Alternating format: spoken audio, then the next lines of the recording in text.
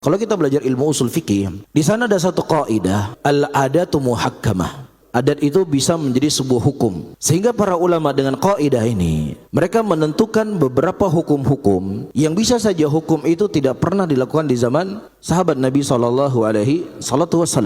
Nah sekarang sudah menjadi kebiasaan dan sudah menjadi adat kaum muslimin. Ketika mereka berlebaran, mereka mudik. Terlebih mereka pulang ke rumah orang tuanya. Antum tinggal di Banda Aceh, sementara ibu antum tinggalnya di Sibreh.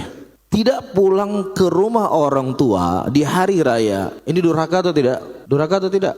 Antum tinggal di Banda Aceh, orang tua antum tinggal di Sibreh. Hari raya di Hanewo kampung, Hanewo rumah. Durhaka enggak? Durhaka.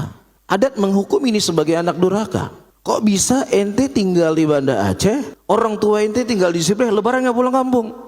Loh Ustaz, kan nggak ada dalil. Apa dalilnya durhaka saya nggak pulang kampung ke rumah orang tua saya di hari lebaran? Nah makanya saya katakan tadi, ada kaidah. Yang kaidah itu disepakati oleh para ulama salaf, disepakati oleh para sahabat Nabi SAW, yang walaupun itu tidak terpraktekkan di zaman itu misalnya, maka itu diambil hukum oleh para ulama di zaman sekarang. Mereka membuat sebuah kaidah. Idza syara'allahu syar'an falam yuhadith fa yarji ilal uruf.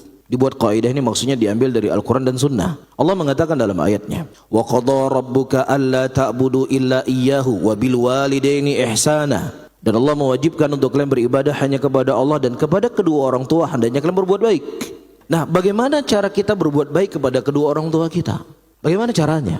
Makanya di sana ada satu kaidah, ketika Allah mensyariatkan sebuah syariat dan kemudian tidak dibatasi bagaimana bentuknya, maka dikembalikan ke uruf. Dikembalikan kepada adat, dikembalikan kepada kebiasaan, dan kemudian kebiasaan itu menjadi hukum.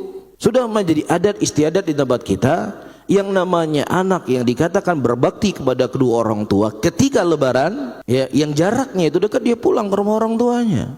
Yang jaraknya jauh, satu tinggal di Jakarta, orang tuanya tinggal di Banda Aceh, minimal apa? Telepon. Orang raya mau main telepon.